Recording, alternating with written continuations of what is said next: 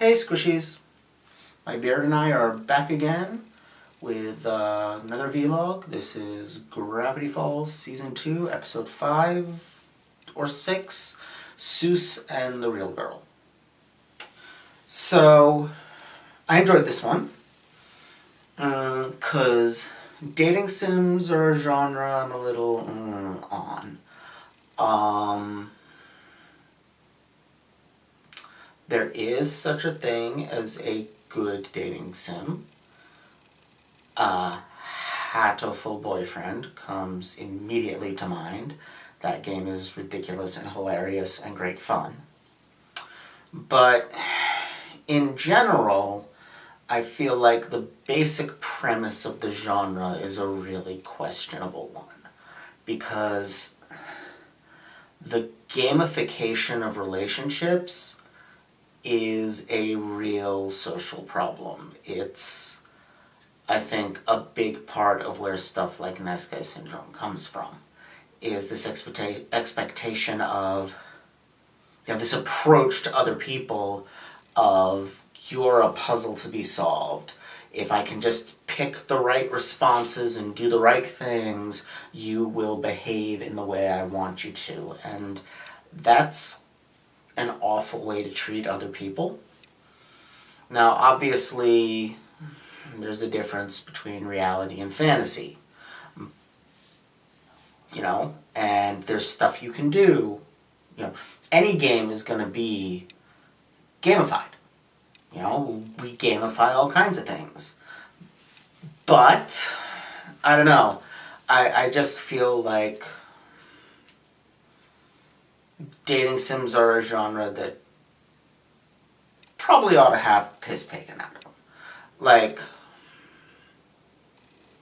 I think it's entirely possible for somebody to play a lot of dating sims and really love dating sims and be a perfectly decent person. But that happens because of being aware of and critical of the ways in which they depart from reality, not ignoring that. So in that respect, I really liked the episode. I was a little more on the whole thing of, like, it's this standard story of, the hapless guy, the girl becomes interested in him, then she turns out to be a stalker, and he tries to move on and she won't let him, and etc., etc. And the problem is, first of all, most stalkers are dudes, but most stalkers in, like, movies and TV shows are women.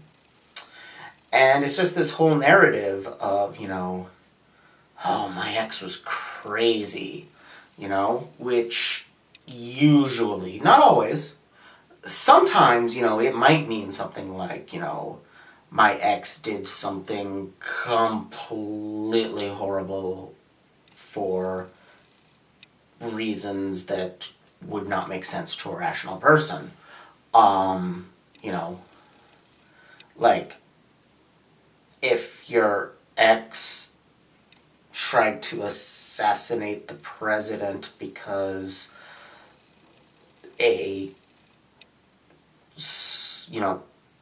popular pizza place in DC was secretly part of a non-existent child slavery ring, that would be legitimate grounds for dumping them and possibly having a my ex was crazy story.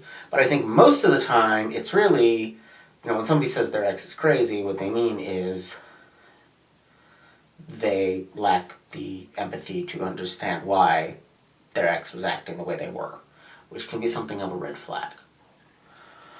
And I think that then gets dramatized as the, evil, possessive girl. I I think there's an element of fantasy to it as well, you know? The guy who is awkward around women and inexperienced with them and, secretly is so attractive underneath it all that, like, a woman will pursue him aggressively.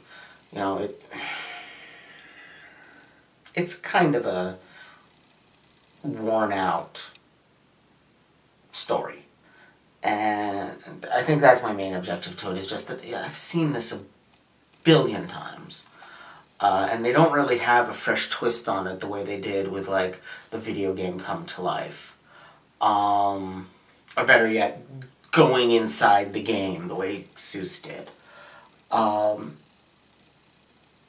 So, in that respect, it was a little bit but it was still a fun episode. Had some great gags. I loved the whole, are you sure you want that? It does say destroy at all costs gag. Hard for me to get past Meet Cute as the name of the place where,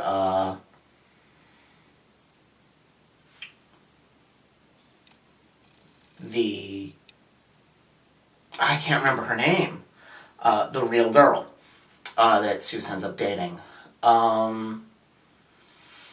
But it's hard for me to get past Meet Cute as the name, just because I really like the show iZombie, and Meet Cute in the first season is the name of a butcher shop that is a front for a group that kidnaps at-risk children and sells their brains to rich zombies. iZombie is a great show, by the way. I strongly recommend it. But, yeah, so that was kind of jarring. But I guess it's kind of a natural, funny name for a meat-selling place. And, it is where the two of them meet, so cute. But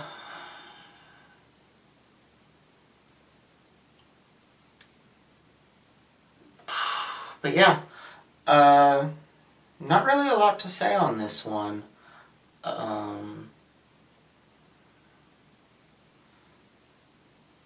I enjoyed the gag about Soos's grandfather being in hell, and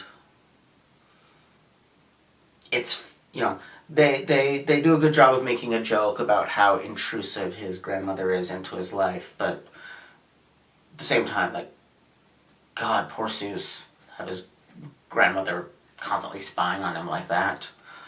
I also feel like his life would make a pretty boring soap opera. Maybe that's why she's pushing him to get a date, so it'll be more interesting. But in most respects, I feel like, certainly the impression we've gotten of Soos is that he goes to work, comes home, plays.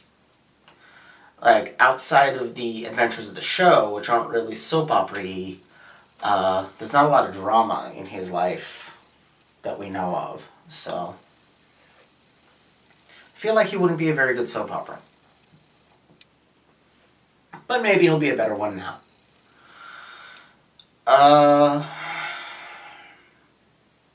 Honestly, I know this is a very, very short vlog, but I think that's about all I got on this one. It was a cute, fun episode, and I'm going to enjoy watching more. Bye!